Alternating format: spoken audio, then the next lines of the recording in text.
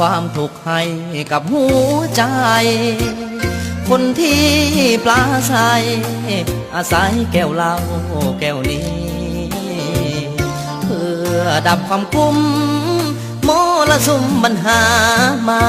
กมีผู้ใหญ่น้องบ่เห็นดีที่จะมีลูกเคยจนเบื่อคำเสียดสีย่ำยีว่าต่ำชาตินี้สร้างทรกรรมเจ็บซ้ำหัวใจเต็มทนโอวาสนาของข้าสร้างเกิดมาจนคนหาพักดีมาดนเห็นจนแล้วเขาก็จรขอนอนคืนนี้กอดกับแก้วเหล้า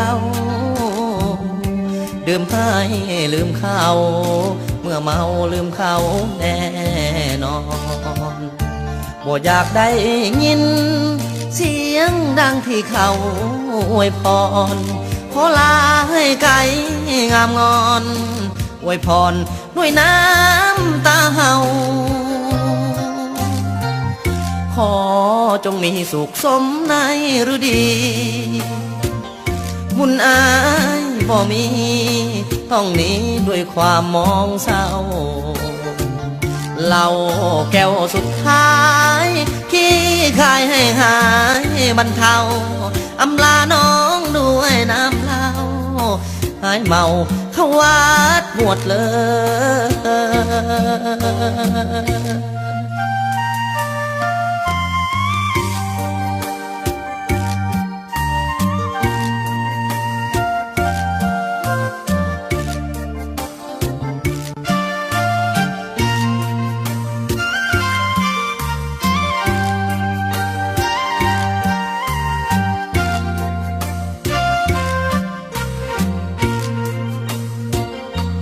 ขอ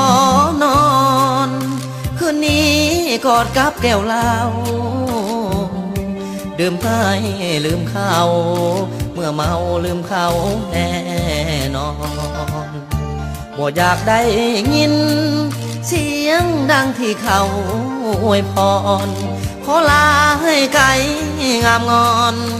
อวยพรด้วยน้ำตาเฮาขอจงมีสุขสมในฤดีบุญอายบ่มีต้องหนีด้วยความมองเศร้าเหล้าแก้วสุดท้ายขี้คายให้หายบรรเทาอำลาน้องด้วยน้ำเหล้าหายเมาเข้าวัดบวชเลย